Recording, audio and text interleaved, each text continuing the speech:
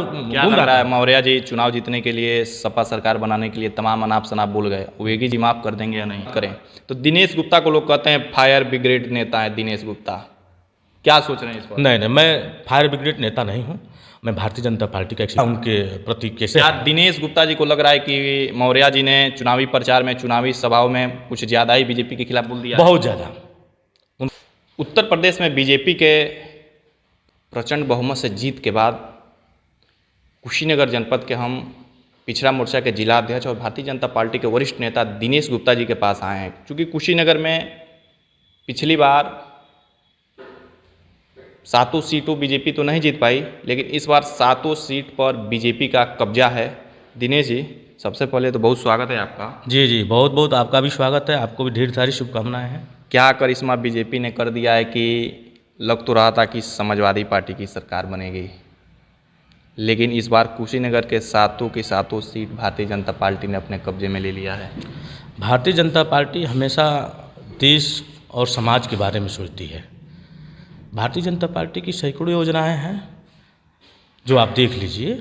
सबसे जो महत्वपूर्ण कुशीनगर सीट वीआईपी सीट बना था फाजीनगर, ये अनुमान लगाया जा रहा था, क्यास लगाया जा रहा था कि वो सीट भारतीय जनता पार्टी हार जाएगी और स्वामी प्रसाद मौर्य दम भर रहे थे कि वो सीट हम जीतेंगे।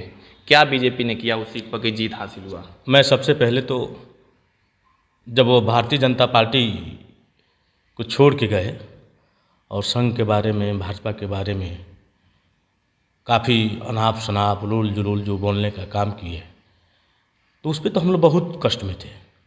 और जब उनको टिकट मिला फाजीनगर, तो सबसे पहले इस पूरे उत्तर प्रदेश में मैं पहला ऐसा व्यक्ति हूँ, भारतीय जनता पार्टी पिछड़ा मोर्चा का जिला अध्यक्ष होने के नाते मैं उस चीज़ को बताया कि स्वामी आप फंस गए। मेरा आईडी निकाल कर देख लीजिएगा, मेरा फेसबुक निकाल कर देख लीजिएगा। मैं स्पष्ट लिखा, स्वामी जी आप फंस गए, आपका अंत करेंगे सुरेंद्र। और सुरेंद्र जी हमारे जो वहाँ के बीजेपी स्थानीय नेता हैं, वो 1 लाख वोट जोड़ रहे थे कि हम लोग 1 लाख का दावा कर रहे थे मौर्य के खिलाफ पाने का बीजेपी उम्मीदवार की तरफ से। लेकिन दिनेश गुप्ता जी एक इंटरव्यू में बातचीत में कहे थे कि 1 लाख नहीं, 1 लाख प्लस रहेगी भाजपा। कैसे इतना आपको? मुझे विश्वास है, मैं भारतीय जनता पार्टी का सिपाही हूँ। प्रत्येक भारतीय जनता पार्टी का जो भी मोर्चाएँ हैं, भारतीय जनता पार्टी की जो भी हमारी प्रकोष्ठें हैं, क्योंकि भारतीय जनता पार्टी में पढ़ाया जाता है, यह बताया जाता है कि देश और समाज हमारे जीवन में बहुत बड़ा महत्व है और पार्टी तो हम लोग की माँ है। और भारतीय जनता पार्टी का एक एक कार्यकर्ता पार्टी के प्रति इतनी वफादारी से काम करता है कि जिसकी कल्पना आपको खुद नहीं होगी, मुझको खुद नहीं है। एक एक कार्यकर्ता अपने जी जान की बाजी लगा के अब भारतीय जनता पार्टी के चुनाव चिन्ह कमल को जिताने का काम करता है, प्रत्याशी कोई भी हो हमारे। क्या वहाँ सुरेंद्र कुशवाहा जी को जिताने के लिए बाहर से भी कुछ टीमें लगाई थी, जैसे कि मौर्य जी प्रतापगढ़ से तमाम जगहों से अपने लोगों को बुलाया? क्या यह काम बीजेपी भी की थी? नहीं, हमारे संगठन का परंपरा है कि हमारे संगठन में तमाम ऐसे प्रवासी हैं, हमारे विस्तारक हैं, ये लोग फोरम है, हमारे संगठन के एक फोरम है जिनका जहां दायित्व मिलता है वो पूरी ईमानदारी के साथ प्रत्येक समाज में जाके काम करते हैं। प्रत्येक बूथ पे, प्रत्येक शक्ति केंद्र पे, सेक्टर में जाके अपना बहुत ही ईमानदारी और जिम्मेदारी और बहादुरी से काम करते हैं, जिसका हमें लाभ भी मिलता है। प्रवासी जैसे हमारे बिहार के नज़दीक के आ गए, हमारे प्रवासी दिल्ली से आ गए, तो एक एक जनपद में 5-5, 6-6 जो विधानसभा होता है, सांसद होता है, एक एक प्रवासी। बीजेपी के एक हिस्सा सांसद बदायूं संघमित्रा मौर्य भी सपा उम्मीदवार के पक्ष में वहां उतर गई थी, तो इसको लेके क्या सोचते हैं मन में? जहां बीजेपी एक तरफ अपने उम्मीदवार को जिताने में लगी थी, वहीं बीजेपी का एक हिस्सा ही है संघमित्रा सांसद हैं, उनका काफ़ी शिकायत मिली है, संगठन उस पर विचार कर रहा है। उनको नहीं करना चाहिए था। हमने सुना वो बोल रही थी कि मैंने पिता पुत्री का कुछ धर्म होता है उसको निभाने आई हूँ, लेकिन बहन सांसद जी से मैं कहना चाहता हूँ कि एक धर्म राज धर्म भी होता है और एक धर्म पार्टी धर्म भी होता है। आपने तो पिता पुत्री का धर्म उसको तो आपने निभा लिया, लेकिन आप फेल हो गई।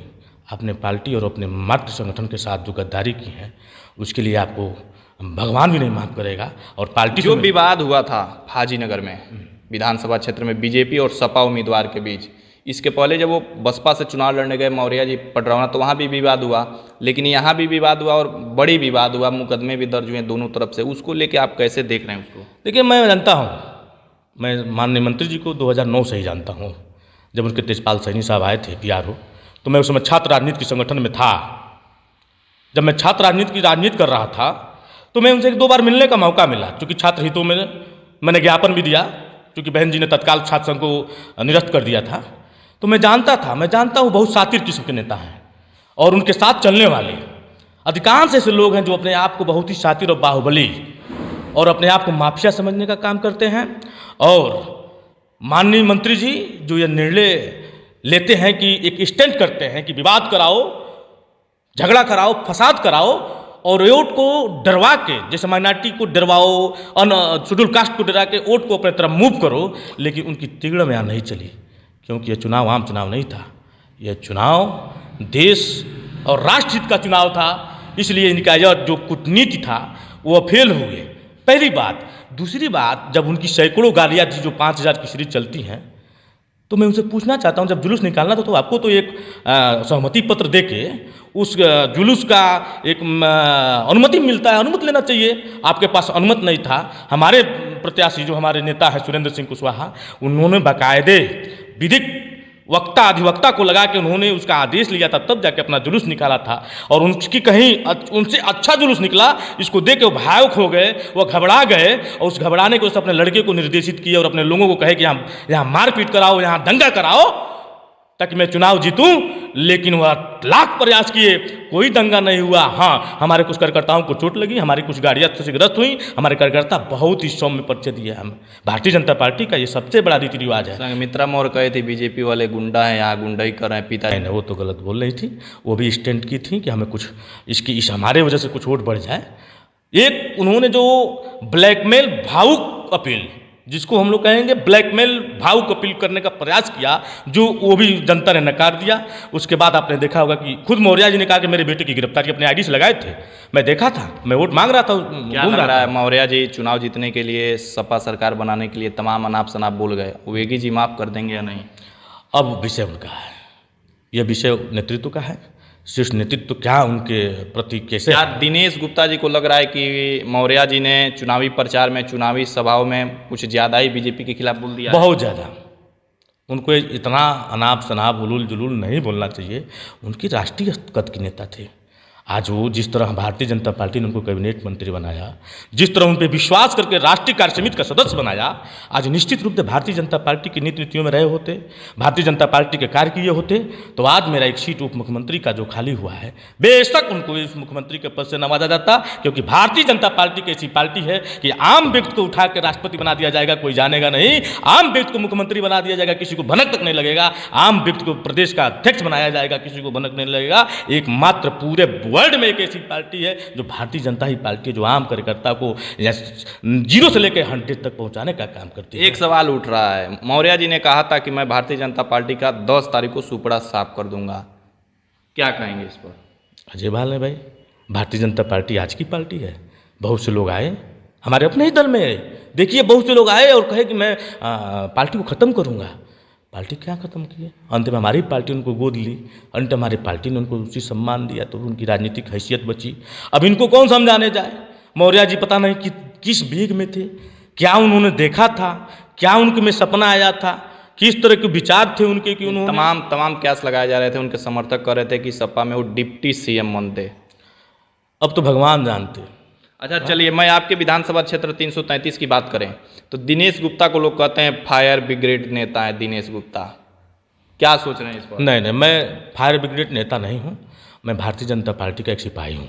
क्योंकि लोग ऐसे मानते हैं कि मैं जब अपने राजनीति शुरू किया, छात्र संघ की राजनीति किया, तो छात्र संघ की राजनीति में मैंने अपने आप को बहुत ही हमारे आपके तरह भाइयों को, नौजवानों को लेकर, जो 10 किलोमीटर दूर हमारे परिवार से चल के एक कुशीनगर का बहुत ही बड़ा विद्यालय है, जो आज़ादी के बाद उतना बड़ा विद्यालय कोई नहीं बना, बुद्ध स्नातकोत्तर महाविद्यालय कुशीनगर, मैं वहाँ राजनीति किया। वहाँ राजनीति में मुझको सारे समाज के लोगों ने मुझे अपने गोद में बैठाया, मुझे मेरी काफ़ी हर क्षेत्र में मेरी मदद की। मैं अकेले गया था और उस राजनीति में मैंने अपने आप को प्रस्तुत किया।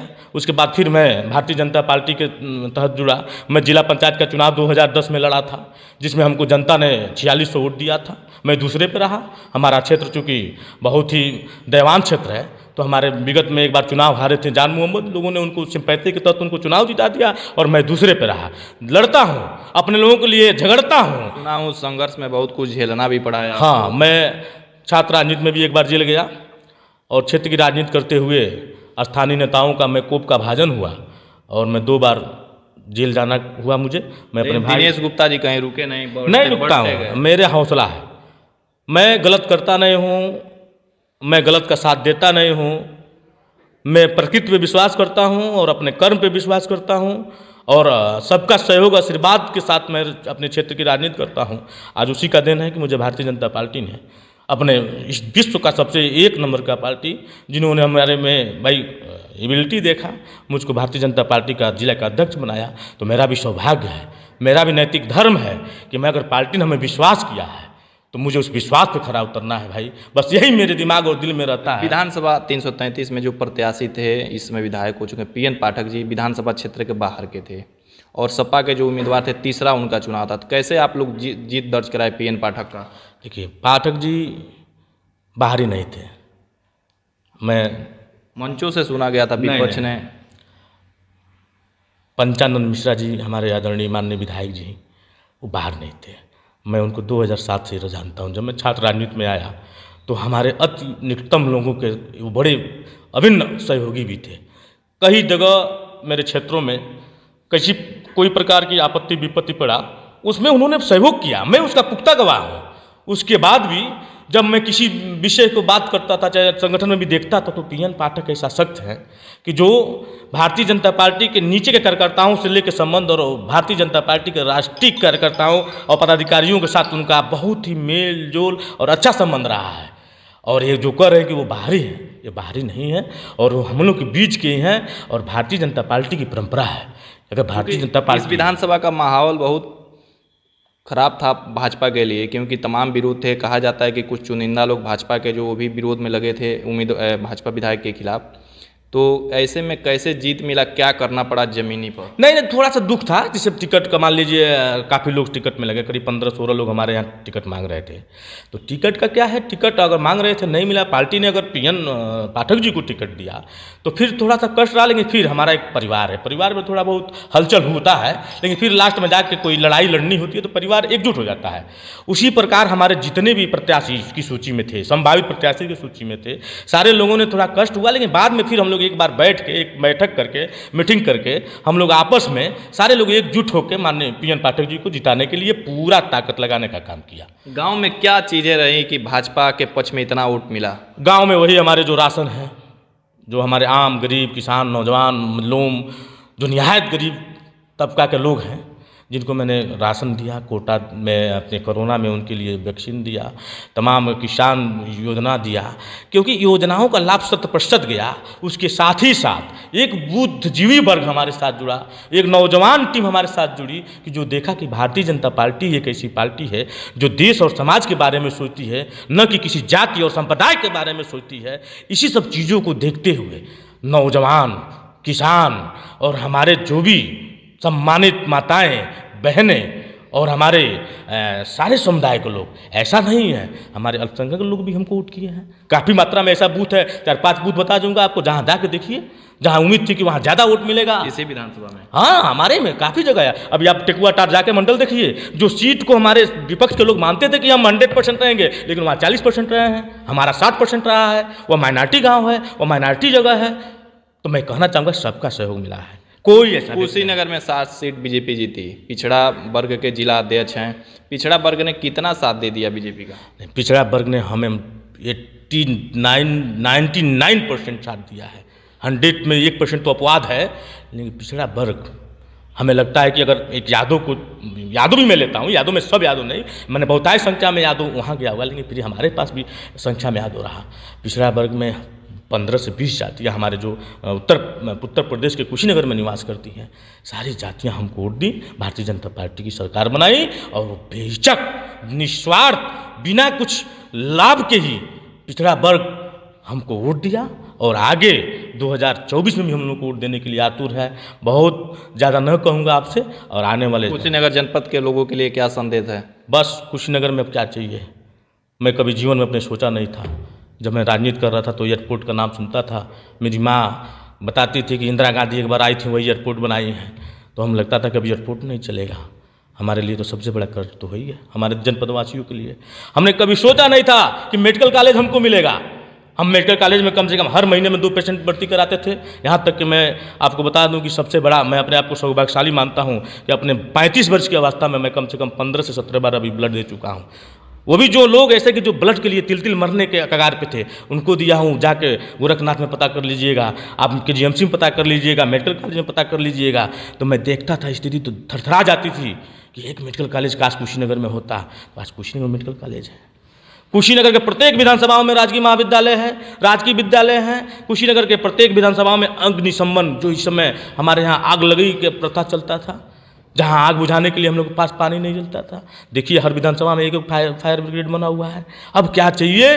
अब हमको बस यही चाहिए कि हमारे जो भी योजनाएं आए, जो हमारे वंचित हैं, शोषित हमारे जो समाज के लोग हैं, उनको मैं चाहता हूं कि 100% योजनाओं का लाभ मिले, और कुछ बाकी अधूरा जो रह गया है विकास, उसको पूर्ण कराया जाएगा।